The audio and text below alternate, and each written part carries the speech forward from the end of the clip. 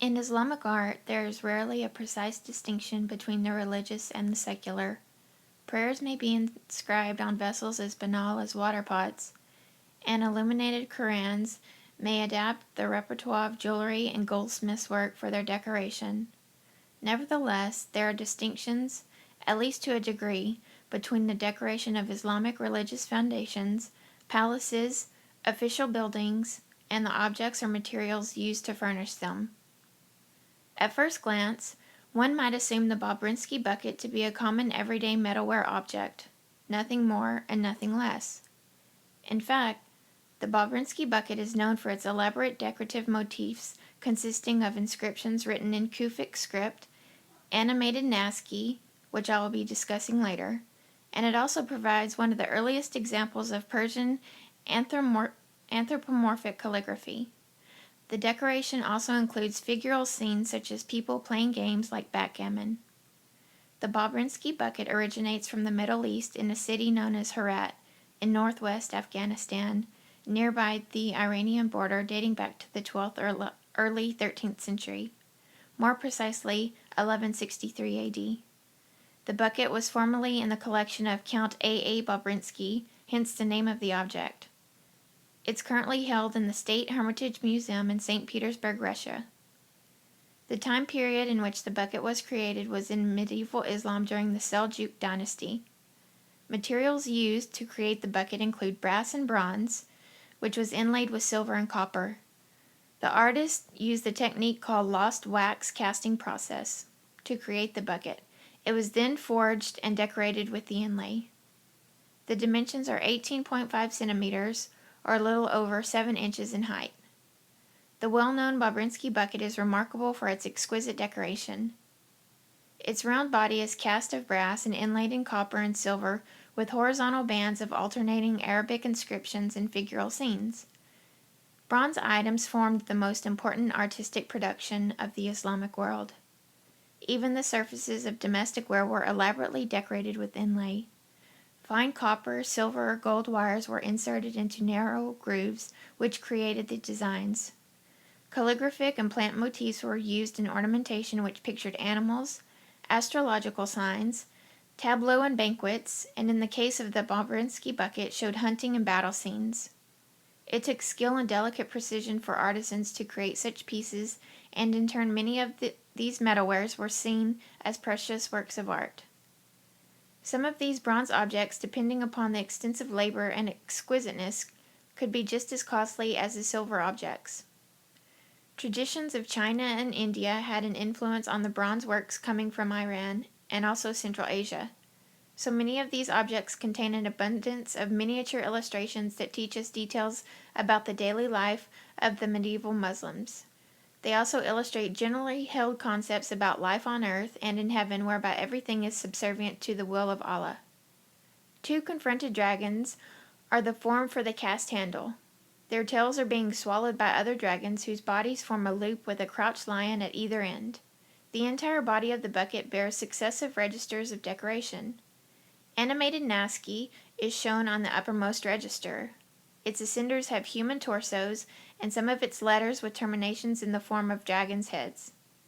The inscription is a type of well-wishing or prayer, and it is broken by circles which contain medallions of princes enthroned with the sunburst pattern surrounding the prince. The next register below the prince register is a scene of musicians and revelers partaking in courtly pursuits and activities such as backgammon, which is known as nard in the Middle East.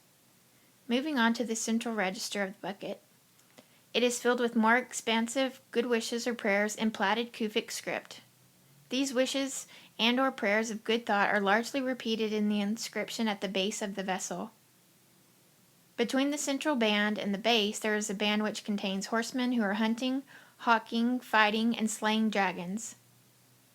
The inlaid decoration, which is still well preserved, has finely chased detail, and the animated script is the first dated occurrence of this characteristic Herati decorative motif. The incorporation of scenes from daily life into the cycle of courtly images, which had evolved by the late 11th century as a means of illustrating the heroic life of the ruler, is also a very early occurrence.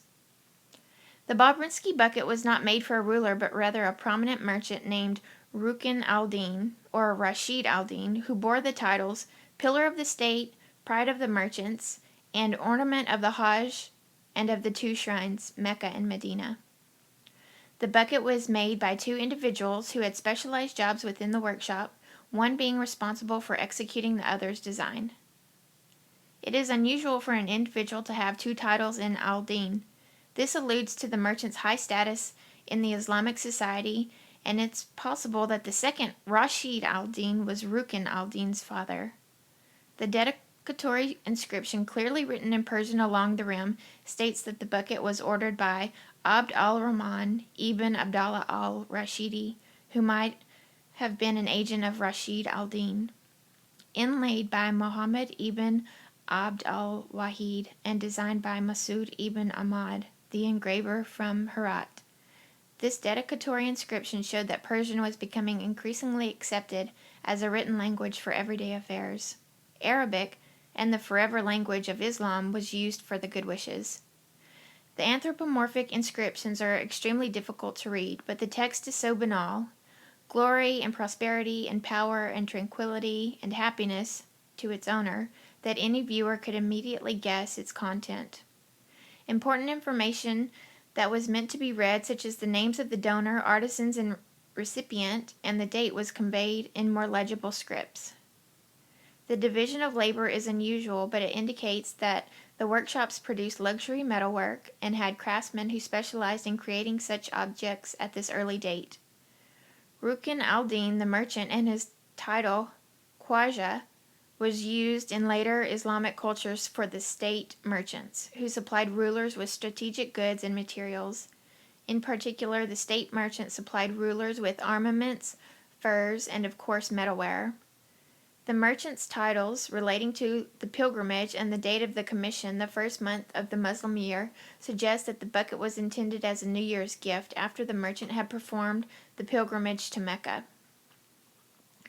The bell handle, connected to the bucket by two loops, each formed by a fish and a leaping lion, is inscribed with the date of Muharram 559, corresponding to the date of December 1163. The question of what the Bobrinsky bucket's intended use was for can be puzzling. It was once called a kettle or a cauldron, but these are simply misnomers. An inlaid object simply could not be used for cooking over a fire. Some scholars have hypothesized that the bucket was intended for carrying food or milk, but the copper interior would have needed to be tinned in order to avoid food poisoning from verdigris, or by corroded copper. Buckets and pails might be used to draw water from wells, but the decoration on the Bobrinsky bucket would have easily been damaged, and drinking water from it could easily be tainted as well by verdigris. The most reasonable explanation for the bucket's use is that it was intended to hold water for washing. Ritual ablution, which had been proposed by some scholars because of the recipient's pilgrimage title, seems unlikely because of the figural imagery, which would have been inappropriate for use in or near a mosque. Furthermore, theologians condemn the game of backgammon, a game of chance, and also as the devil's temptation, in contrast to chess, which relied on skill. This proves that the bucket was unlikely to have been used in a religious setting. The Bobrinsky bucket was more than likely used when bathing in a hammam or bathhouse type of environment. One key fact to point out is that representations of bathhouses from a later period in Herat show similar buckets used to pour water over the bather's body. The bucket's exquisite inlay meant that it was unlikely that the bucket would have been left inside the bathhouse. Its use as a container for water in the hammam was not the only function it served. It was used to impress the observer and to entertain the mind of the owner. The more images that could be packed into one single object, the more sustenance it could provide for the imagination. Although the form and function of the Bobrinsky bucket is quite simple, the act of thinking and wonderment and use of the imagination was perhaps the most important thing we should remember about the bucket. Not only did it impress the observer, it entertained the mind of the owner and provided sustenance for the imagination with its vivid figural imagery and positive affirmations.